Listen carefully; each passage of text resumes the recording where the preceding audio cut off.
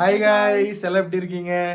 எல்லாம் நல்லா இருப்பீங்கன்னு நினைக்கிறோம். ஸோ ரம்யா, இன்னைக்கு நம்ம ஒரு குக்கிங் vlog பார்க்க போறோம். ரொம்ப நாள் கழிச்சு. ஆனா எல்லாருக்கும் பிடிக்காத குக்கிங்கா தான் இருக்குன்னு நினைக்கிறேன். கண்டிப்பா எல்லாரும் வந்து மன்னிச்சுக்கோங்க. இன்னைக்கு வந்து சண்டே அப்படின்னா நமக்கு சண்டே ஸ்பெஷல் குக்கிங் vlog தான். சண்டே ஸ்பெஷல்னாலே நிறைய பேர் கெஸ் பண்ணிருப்பீங்க நம்ம இன்னைக்கு நான்வெஜ் ரெசிபி தான் பார்க்க போறோம். ஆனா வந்து இன்னைக்கு மெனு கொஞ்சம் பெரிய மெனு. ஏன்னா ரொம்ப நாள் கழிச்சு ஊருக்கு போய் அங்க இங்கன்னு அலைச்சல். இன்னைக்கு நாங்க சரி வெயிட்டா சமைச்சு சாப்பிட்டுருண்டா அப்படின்னு சொல்லிட்டு ரம்யா ஒரு பிளான் பண்ணிருக்கா. சரி இன்னைக்கு என்ன மெனு சொல்லு. இன்னைக்கு வந்து மட்டன் மெனு தான். மட்டன் குழம்பு. பிரியாணி கேட்டேன். நான் பிரியாணி கேட்டேன். நீ பிரியாணி உங்களுக்கு கிடையாது. நான் குழம்பு தான் வைக்க போறேன். மட்டன் பிரியாணி, மட்டன் குழம்பு, ஈரல் வறுவல், காடை ஃப்ரை. இந்த 4 இன்னைக்கு நம்ம செய்ய போறோம். என்ன ஆச்சரியமா மட்டன் பிரியாணி சொல்லவே இல்லையே ரெசிபில. இது சொன்னி 1 கிலோ மட்டன் எடுத்தா ஆளு பாதி 50-50 சொன்னீங்க. சரி செஞ்சிட்டு இருந்தா 2 பேருக்கு இது செஞ்சு யார் சாப்பிடுறது? ஈரல் ஒன்றும் பிரச்சனை இல்ல, தீராது இல்ல. சரி ஓகே, மெனு வந்து நம்ம மறுபடியும் அழிச்சிட்டு மறுபடியும் புதுசா எழுதுறோம். மட்டன் குழம்பு, ஈரல் ஃப்ரை, காடை வறுவல். இது 3 வந்து இன்னைக்கு நம்ம இந்த vlogல பார்க்க போறோம். இத ஃபுல்லா பாருங்க. நிறைய பேர் சப்ஸ்கிரைப் பண்ணாம வீடியோ பார்த்துட்டு இருக்கீங்க. மறக்காம வந்து புவன் ரம்யா vlogs சப்ஸ்கிரைப் பண்ணிக்கோங்க. ஓகே சரி வாங்க வீடியோக்குள்ள போலாம்.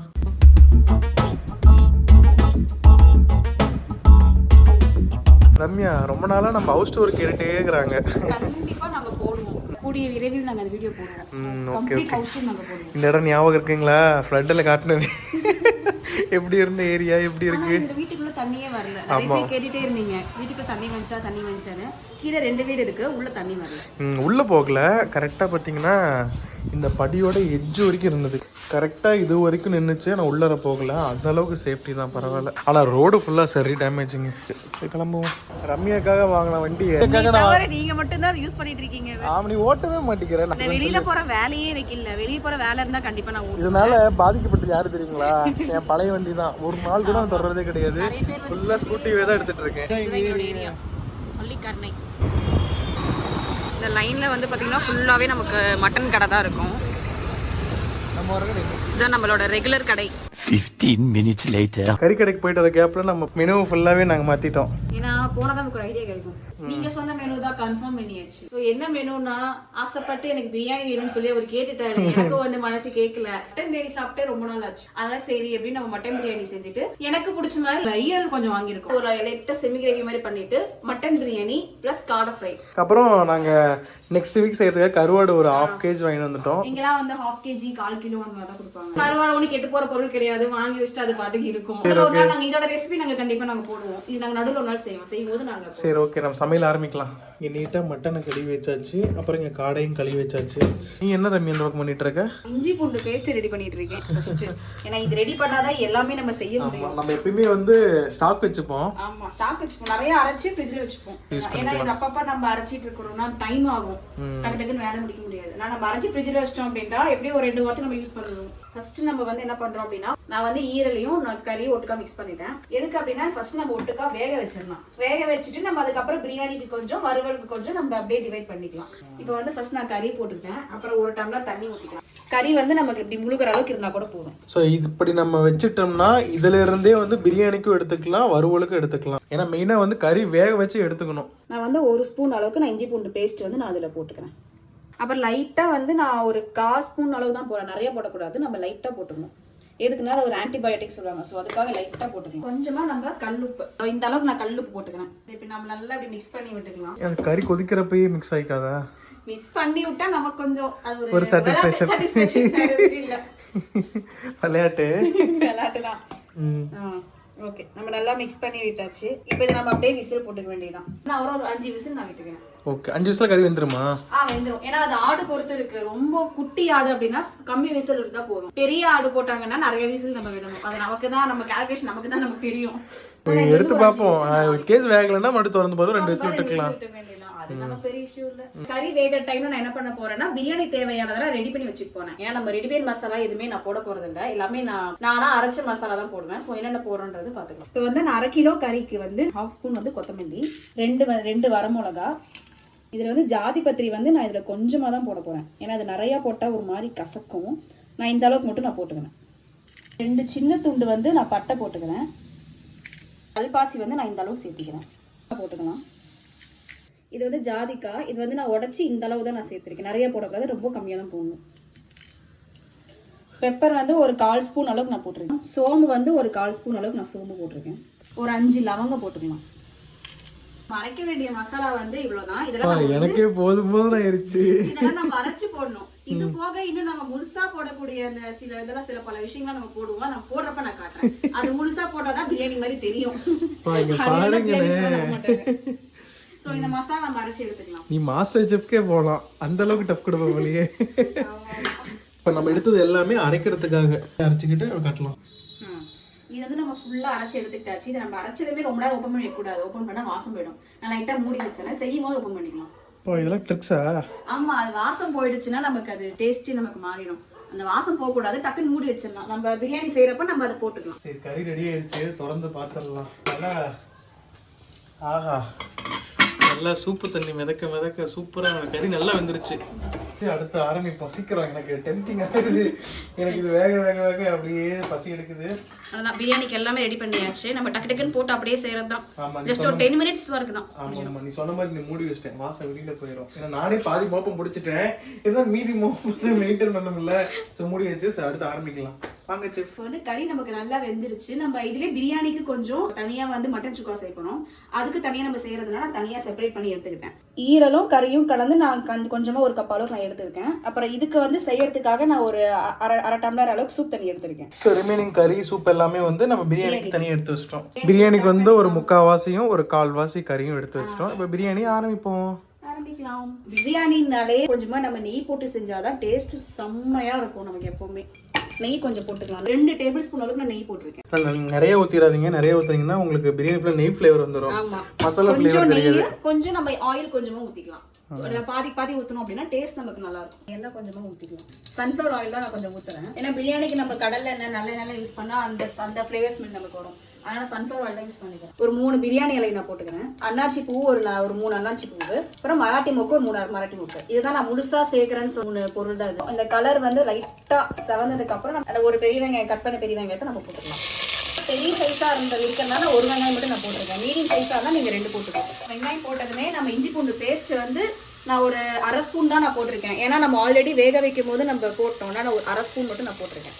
நல்லா இந்த இஞ்சி பூண்டு பேஸ்ட் நமக்கு போட்டாதான் இந்த ஒரு பிரியாணி ஃப்ளேவரே நமக்கு நல்ல ஸ்மெல் தூக்குது. ஆமா. அதுக்கப்புறம் நான் தக்காளி வந்து ஒரு பெரிய சைஸா இருக்கிறனால ஒரு தக்காளி நான் போட்டுக்கிறேன். கட் பண்ணி வச்சிருக்கேன். நான் அப்படியே போட்டுக்கிறேன். வெங்காயம் வந்து ஒரு பாதி வதங்கும் போதே நம்ம தக்காளி போட்டுட்டா கரெக்டா இருக்கும். ஏன்னா நமக்கு வந்து அடிப்பிடிக்கும். ரொம்ப கம்மியா தான் போட்டிருக்கேன். ஏன்னா நம்ம சூப்பு தண்ணி வேக வைக்கும் போதே நம்ம உப்பு வந்து போட்டுக்கிட்டோம். அதனால நான் உப்பு வந்து ரொம்ப கம்மியா தான் போட்டிருக்கேன். பத்தம்னா கூட மறுபடியும் நம்ம போட்டுக்கலாம்.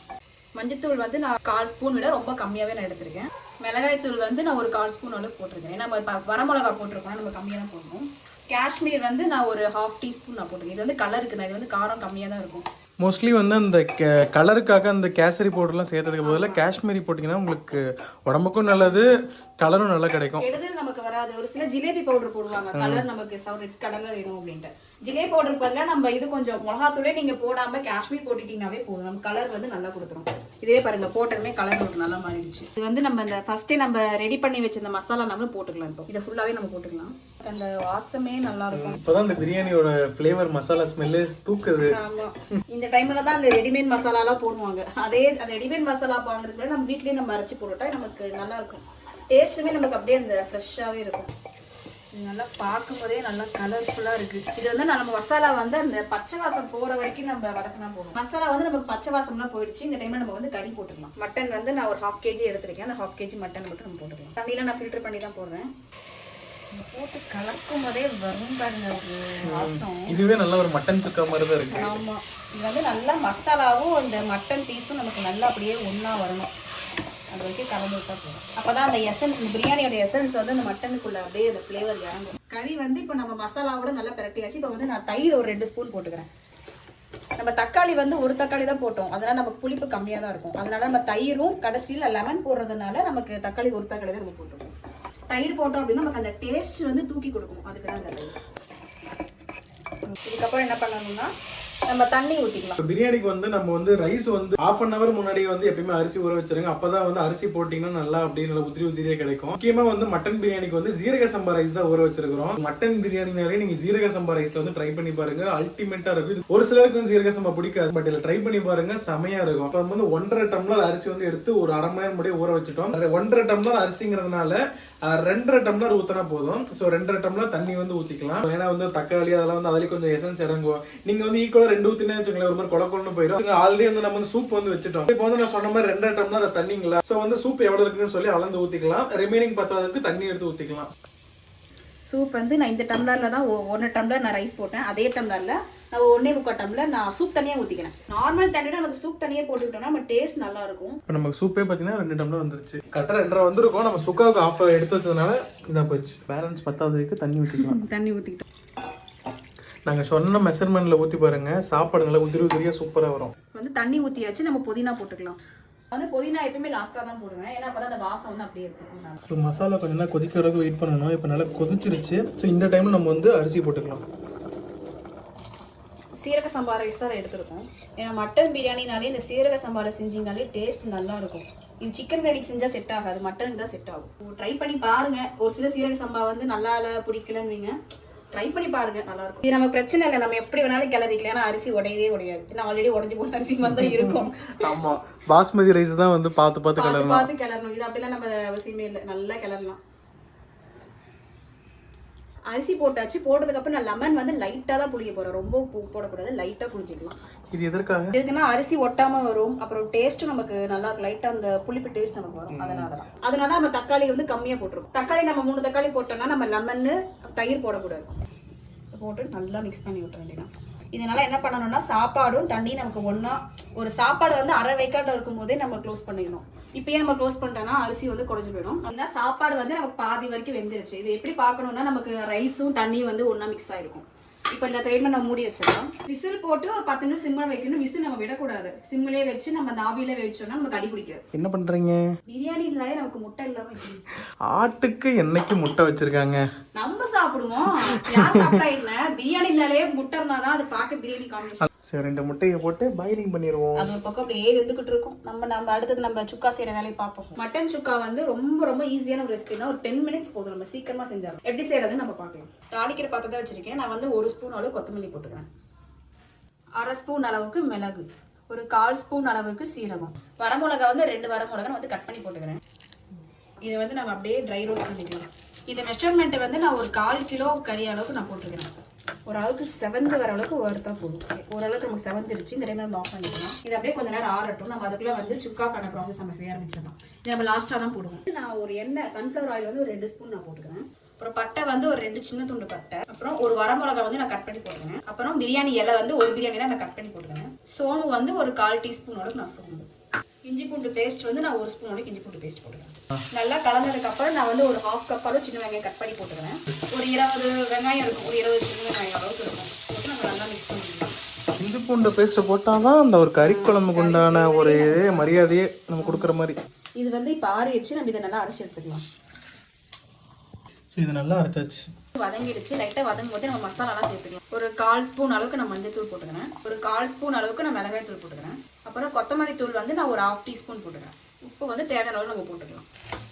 வாசம் இப்படி இருக்குது, பச்சை வாசம் போயிடுச்சு. 1/2 டம்ளர் அளவுக்கு நம்ம மட்டன் வேக வச்சு தண்ணி ஊற்றிக்கலாம். பா செம்மையா இருக்குது வாசம், அப்படியே வாசம் மறக்குது. இந்த சின்ன வெங்காயத்தோட ஃப்ளேவர் தான் வந்து மட்டன் சிக்கன் எல்லாத்துக்குமே. ஆனால் இப்போலாம் எல்லாம் பெரிய வெங்காயம் தான் எல்லாம் போடுறாங்க, ஈஸியாக இருக்குன்னு சொல்லிட்டு. பிராய்லருக்கு தான் பெரிய வெங்காயம் நல்லா இருக்கும். மற்றபடி சிக்கன் ஆகட்டும், நாட்டுக்கோழி, மட்டனுக்குலாம் சின்ன வெங்காயம் தான் நல்லா இருக்கும். என்ன ஒழிக்கிறதுக்கு சலுப்பு, அவ்வளோதான். ஆமா, நம்ம ஒரு விஷயம் வந்து நமக்கு வேணும், நம்ம ஆசைப்பட்டோம்னா கஷ்டப்பட்டு தான் ஆகணும். நல்லா இருக்கணும், நம்ம கஷ்டப்பட்டு தான் ஆகணும், அப்பதான் நல்லா இருக்கும். இதுல இருந்து நான் ஒரு 1/4 கிலோ அளவுக்கு நான் மட்டன் போட்டிருக்கேன். நல்லா அப்படி கிளறி விட்டுக்கலாம். தண்ணி இருக்கா, தண்ணி நல்லா சுண்டுற அளவுக்கு மசாலாவும் தண்ணி நல்லா கலந்து வர அளவுக்கு நம்ம கொதிக்கணும். நம்ம ஆல்ரெடி வேக வச்சிட்டோம், ஸோ அதனால ரொம்ப நேரம் கொதிக்கணும்னு அவசியம் இல்லை. தண்ணி சுண்டுனா போதும். நம்ம அரைச்சி வச்சிருந்த மசாலா வந்து இதே நம்ம ஒன்றா போட்டுக்கலாம். ஸோ இதுதான் ஸ்பெஷல் இன்க்ரீடியன்ட். அந்த சுக்காவுக்கான அந்த ஸ்பெஷல் இன்க்ரீடியன்ட்டே இதுதான். ரெடிமேட் மசாலாக்கு வர நம்ம இதை அரைச்சி போட்டுக்கிட்டா இன்னும் டேஸ்ட் நல்லா இருக்கும். நல்லா அப்படியே மிக்ஸ் பண்ணி விட்டுற வேண்டியதான். இந்த மசாலா போட்டோன்னு வாசம் நல்லா தூக்குது, செம்மையா இருக்குது. சுக்கா ஃப்ளேவர் வந்துருச்சு.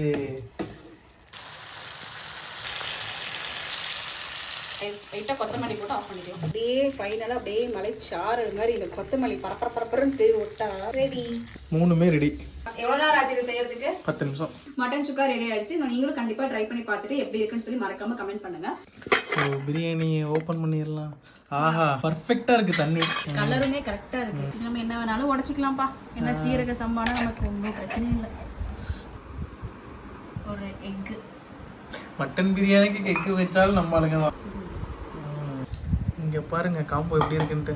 Mutton biryani, mutton chukka with egg. First வந்து மட்டன் பிரியாணி டேஸ்ட் பண்ணிடலாம். எனக்கு இதுதான் டெம்டிங், தாங்கவே முடியல. திண்டுக்கல் ஸ்டைலில் ரெடி பண்ணியிருக்கோம். சரியா இருக்கு, எல்லாமே கரெக்டாக இருக்கு.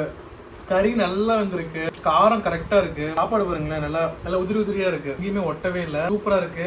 கறியும் பாருங்க நல்லா அப்படி வந்திருக்கு, ஃபர்ஸ்ட் கிளாஸ். இப்படியே செஞ்சு பாருங்க. நாங்க செஞ்ச ஒரு மெஷர்மெண்ட் கூட மாத்தாம செஞ்சு பாருங்க. ஒரு தூக்கலான பிரியாணி வேற லெவல். ட்ரை பண்ணலாம். எனக்கு இதுவே நினைக்கிறேன். நல்லா அந்த சின்ன வெங்காயத்தோட அள்ளி சாப்பிட்டா அப்படி இருக்கும். ஈரல்லாம் ஹார்டே ஆகல, சூப்பரா இருக்கு. ஸோ ஈரல் பாருங்களேன், நல்லா உதிரி உதிரியா பிஞ்சு பிஞ்சு வருது. பிச்சம்னா ஹார்டெல்லாம் ஆகவே இல்லை, நல்லா பிஞ்சு வருது. என்ன ஃப்ளேவர்னா, நம்ம இனிஷியலாக ஒரு 4 மசாலா அரைச்சு போட்டோம் பார்த்தீங்களா, அந்த ஃப்ளேவர் செம தூக்கலாக இருக்கு. ஒரு மிளகாய் நாங்கள் 2-3 மிளகாய் போட்டோம். ரொம்ப காரமாக இருக்குன்னு நினைச்சேன், கரெக்டாக இருக்கு, லெவலாக இருக்கு. ஒயிட் ரைஸ் கூட பேட்டி சாப்பிடலாம். ஒயிட் ரைஸ் நல்லா இருக்கும். ஸோ இந்த மட்டன் மெனு வந்து நீங்களும் ட்ரை பண்ணி பாருங்க. ஸோ நீங்களே ட்ரை பண்ணி பார்த்துட்டு எப்படின்னு மறக்காம கீழே கமெண்ட் பண்ணுங்க. ஸோ நிறைய பேர் சப்ஸ்கிரைப் பண்ணாமல் இது வரைக்கும் நம்ம வீடியோ பார்த்துட்டு இருக்கீங்க. ப்ளீஸ் சப்ஸ்கிரைப் பண்ணிக்கோங்க. ஏன்னா நாங்கள் ப்ராமிஸ் பண்ண மாதிரி ரெகுலராக வீடியோ போட்டுட்டே இருக்கிறோம், அது உங்களுக்கும் தெரியும். வேற என்ன ரெசிபி செய்யலாம்னு சொல்லி கீழே கமெண்ட் பண்ணுங்க. கண்டிப்பா வெஜ் ரெசிபி சீக்கிரமாக போடுறோம். கண்டிப்பா போடுவோம் வெஜ் ரெசிபி. சரி, okay, tata, bye bye, see you.